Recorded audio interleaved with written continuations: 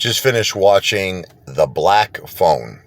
Okay, so I'm going to have a little spoiler alert because I'm going to tell you a little bit about the movie and my opinion on it.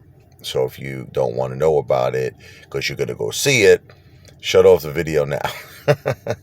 Okay, so there's this, psychopathic lunatic called the Grabber. Okay, what he basically did was he kidnapped primarily, I think it was just old boys, young boys, young children, 13, 14 years old, whatever it is, younger, whatever. And unfortunately, he killed them. It was like a very sad, terrible thing, amongst who knows what this psychopathic lunatic did, right? So there's this one kid, Finn, who, all the other boys that were kidnapped, Finn was friends with him. It turned out Finn gets kidnapped. Now, his sister had like clairvoyant like abilities where her dreams, turned into like reality. Like she knew, like, what happened to the young boys that were kidnapped. She knew that they were either killed and she was getting all of these like dreams where hints where the Grabber could be located. Okay. So I loved it. I'm like, this is a really great movie. I mean, the screenplay was absolutely awesome. Okay. Just unfortunately, it just started getting very, very unrealistic. Okay. What happened was, this part I liked. Okay. This part I liked. There was the kid was in a basement. Okay. And there was a black phone, and he was able to communicate with the dead. Like, in other words, all the other young boys who were kidnapped were calling him. Now, this phone obviously, didn't work for years. The jack was pulled out. There was no service. He had a connection with the afterlife. You know what I'm saying? He was talking to the dead on the phone. He was talking to all the young boys that were kidnapped and killed. And they were giving him kind of clues. They were like, look, one of the tiles is loose. You could dig, there's dirt, and just, maybe there's a way out. Another kid said, look, you could use the toilet bowl, that top part of the toilet bowl, take it, slam it against the wall, and break into where they had their freezer.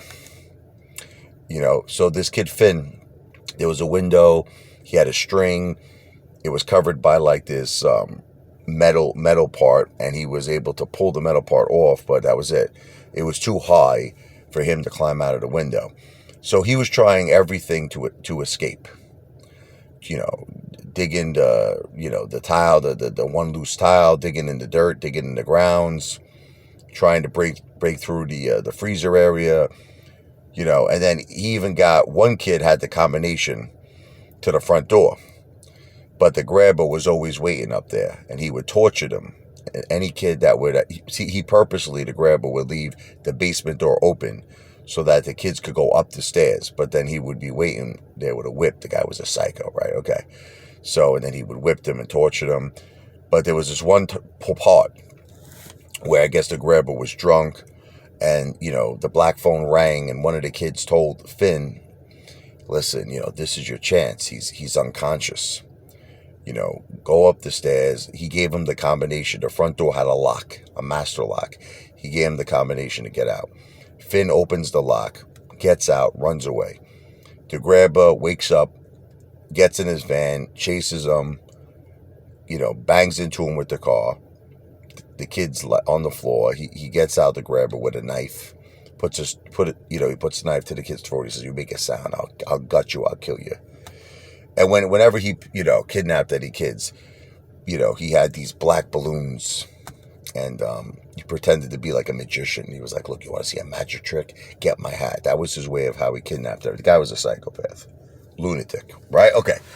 Now, this is where it kind of got unrealistic. For some reason, and not that listen to me, I'm very happy that he wasn't hurting the child. You know what I mean? Listen, thank God, you know what I mean? But the thing is, after Finn proved to the Grabber that he knew the combination, he knew how to get out, you would think, right, that the Grabber would unfortunately kill him or hurt him or something. Once again, he does nothing. He just leaves him in the basement. And again, thank God. But I'm just saying, he killed all the other boys, right? So what is it like? What is his fascination with this kid Finn, that even knowing he knows how to escape, he's got the combination of the front door, he still doesn't harm him, right? Okay, so he leaves him in the basement. Now this is where it starts getting a little unrealistic. Now, basically, one of his friends was also kidnapped. He was a real tough kid. He was a fighter. He was like the toughest kid in school. Now he got killed by the grabber. So he told him, he's like, look, you got to get the black phone, fill it up with dirt. Take that, bash the guy's head in. You got to be strong. You could do it. You're a fighter. You're just like me. And see, now, Finn was always the one he wasn't really a fighter. He got bullied a lot by other kids in school. He got beat up a lot.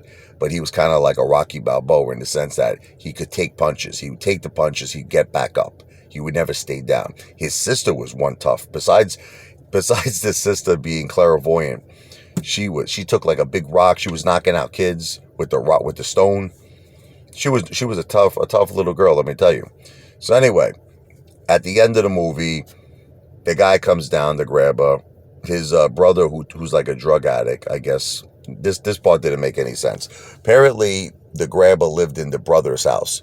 Now, the brother, besides being a drug addict, doing lines of coke, he didn't know that his brother was the grabber. He didn't know that in the basement of his own house, the brother was storing kids in the basement. Now, here's where it starts getting a little unrealistic. You think that someone who lives in their own house might notice, right? Like he might go down to the basement, notice there's kids there, right? So apparently he had no idea. And this is his house. This was the brother. The grabber lived with the brother. Okay. So long story short, the brother decides for whatever reason, it's soundproof down there.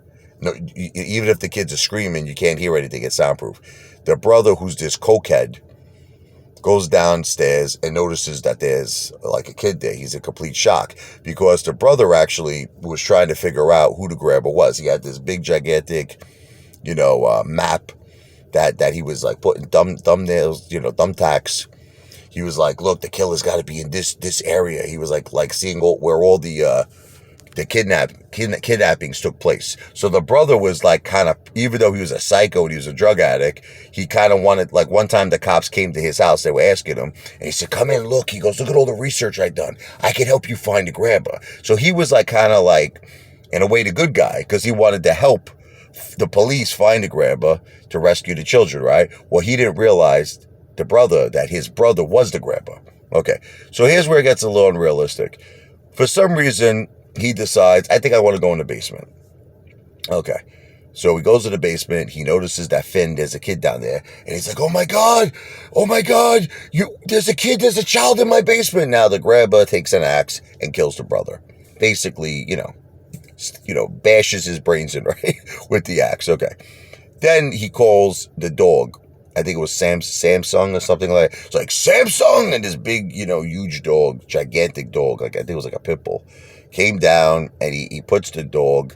At first I thought the dog was going to attack the kid or something. Because why would he call the dog? But all he basically did was tie up the dog by the door, I guess maybe to watch.